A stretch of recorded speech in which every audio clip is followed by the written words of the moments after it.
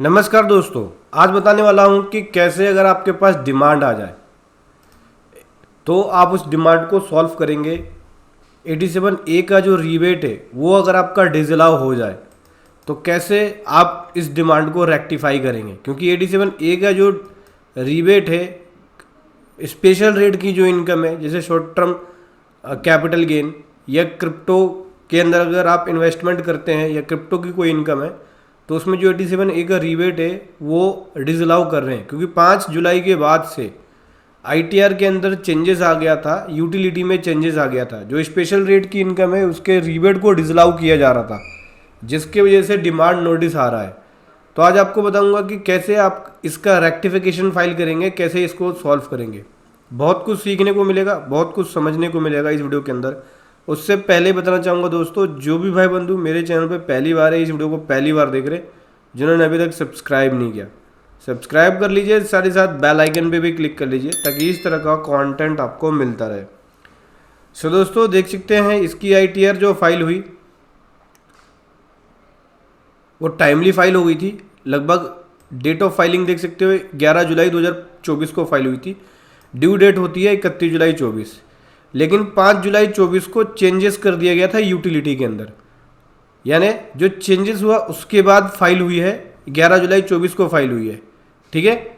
उसमें क्या हुआ था, 87A का जो रीबेट होता है वो डिसअलाउ कर दिया स्पेशल रेट की इनकम पे, जैसे शॉर्ट टर्म कैपिटल गेन हो गया या क्रिप्टो इनकम हो गया। अब उसकी वजह से क्या हो रहा है, लोगों का डिमांड आने शुरू हो गए, क्योंकि न्यू टैक्स रिजीम के अंदर आप 22,500 तक का रीबेट क्लेम कर सकते हो।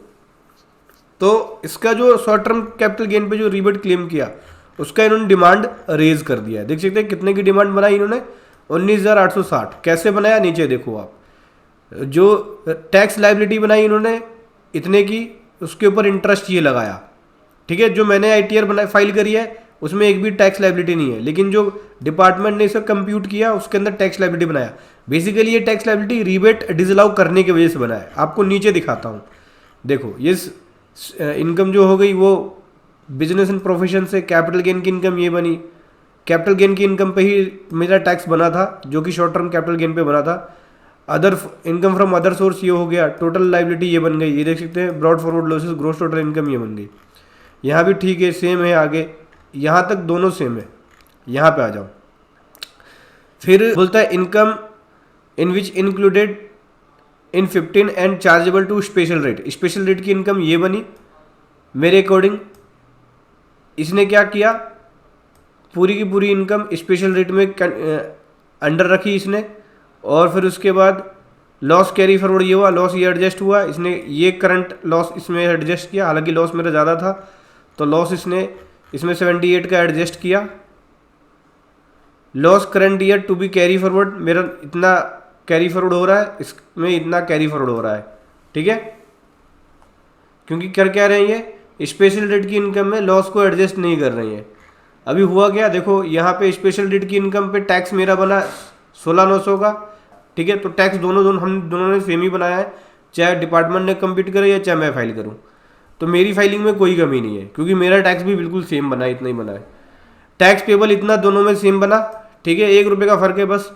रीबेट मैं ले रहा हूँ 87A में 16,900 का, क्योंकि पूरा का पूरा रीबेट मेरे को मिल जाता है, ठीक है। न्यू टैक्स रिजीम में अगर आप फाइल करोगे तो 22,500 तक का रीबेट मिल जाता है। ये 5 जुलाई तक तो मिल रहा था, 5 जुलाई तक जितने भी लोगों ने आईटीआर फाइल करी सबको मिला है। लेकिन उसके बाद जो आईटीआर फाइल हुई 5 जुलाई के बाद से उसका रीबेट डिसअलाउ हो गया।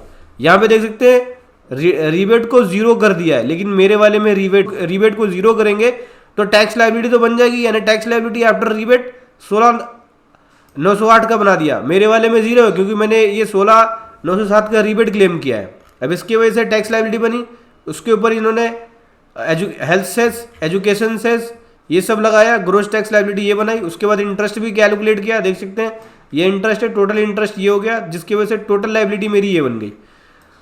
अब चूंकि रीबेट अलाउ था और हाई कोर्ट का जो ऑर्डर है वो भी देख सकते हो आप, मुंबई हाई कोर्ट का ऑर्डर था। सीआईटी अपील जो लोगों ने इनकम टैक्स अपील में फाइल करी थी उसमें रीबेट भी अलाउ कर दिया था। ये मैटर काफ़ी दिन से चल रहा है, जहाँ पे गवर्नमेंट ने रीबेट अलाउ कर दिया था कि भाई नहीं, रीबेट का आप बेनिफिट ले सकते हो।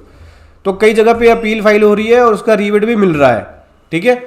तो वैसे केस में क्या कर सकते हो आप, दो ऑप्शन बनता है, या तो आप अपील में जाओ या फिर रेक्टिफिकेशन फाइल करो। तो सबसे पहला ऑप्शन तो रेक्टिफिकेशन का होगा। रेक्टिफिकेशन में भी आपकी डिमांड बनाता है तो आप अपील में जा सकते हो, ठीक है।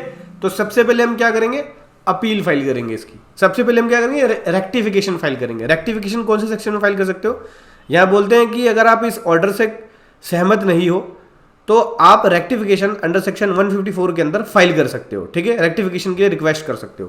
तो आज की वीडियो में बताऊंगा कि कैसे रेक्टिफिकेशन फाइल करना होगा। यहाँ पे आप सबसे पहले आ जाएंगे इनकम टैक्स साइट पे, और यहाँ पे सर्विसेज में जाएंगे। सर्विसेज में जाने के बाद रेक्टिफिकेशन पे आएंगे।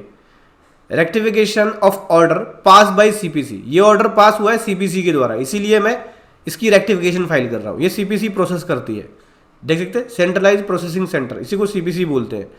तो इसने पास किया तो मैं जो रेक्टिफिकेशन फाइल कर रहा हूँ, जो ऑर्डर सीपीसी ने फाइल किया है उसके अगेंस्ट में कर रहा हूँ। सर्विसेज में जाएंगे, रेक्टिफिकेशन जाएंगे, rectification of order pass by CPC, इस पर क्लिक करेंगे। यहाँ आने के बाद आपको न्यू रिक्वेस्ट रेज करनी है। देन इनकम टैक्स सेलेक्ट कर लेना है, कौन से असेसमेंट ईयर का है, 24-25 का है। कंटिन्यू पे क्लिक करेंगे तो यहाँ पे जो आपकी डिमांड आई है ऑटोमेटिक डिमांड का रेफरेंस उठ के आ जाएगा। आईटीआर जो फाइल करी है वो, और जो सीपीसी से इंटीमेशन रिसीव हुआ है ये देख सकते हैं। तो ये आपने ऑटोमेटिक ये आ गया 2038, देखो 2038। तो सेम है, अभी आपको क्या करना है, रिटर्न डाटा करेक्शन है, टैक्स क्रेडिट मिसमैच है, या रीप्रोसेस रिटर्न, ये जो भी आपको ऑप्शन लेना है तो वो लेंगे। जैसे कि ये बोलते हैं कि आईटीआर को गलत प्रोसेस किया गया है तो मैं रिटर्न डाटा करेक्शन लूँगा, इस पे जाऊँगा। अगर आपकी डिमांड बन जाती है और रिटर्न गलत फाइल करने पे या कुछ, तो रिटर्न डाटा करेक्शन वाले ऑप्शन को ले सकते हो।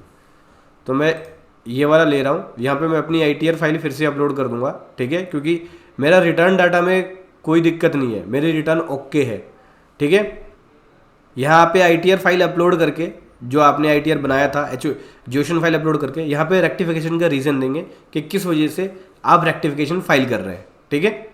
आईटीआर अपलोड करके और उसके बाद आप यहाँ पे इसको फाइल कर देंगे, ठीक है। तो चलिए अटैच कर लेते हैं।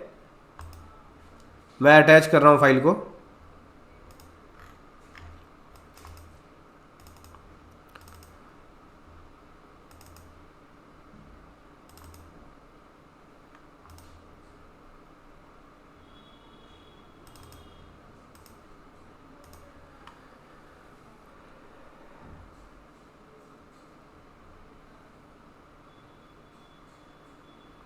ये मैंने सेलेक्ट कर लिया। अब यहाँ पे रेक्टिफिकेशन का रीज़न लिखूँगा। रीज़न के लिए कुछ ग्राउंड बनाया है मैंने, जैसे कि आप देखते हो कि ये जो लीगल ग्राउंड है इसके अंदर कुछ केस स्टडी भी है। इस लीगल ग्राउंड के बेस पे मेरा 87A का जो रिबेट है वो अलाउ होगा, ठीक है।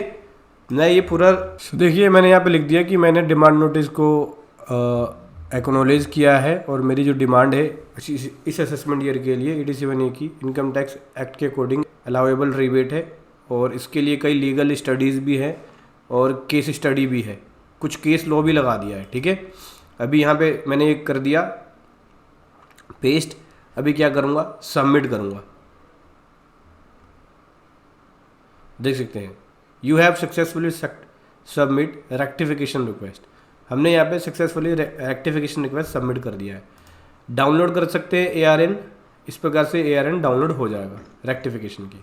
तो समझ गए, ऐसे आपको फाइल करनी है। आप चाहे तो हमारी पेड प्रोफेशनल सर्विसेज ले सकते हैं रेक्टिफिकेशन रिक्वेस्ट फाइलिंग की, ठीक है, जिसका लिंक वीडियो के डिस्क्रिप्शन में मिल जाएगा। तो ऐसे आपको रेक्टिफिकेशन रिक्वेस्ट फाइल करनी है। वीडियो कैसी लगी ज़रूर बताएं। Thank you so much. जय हिंद, वंदे मातरम।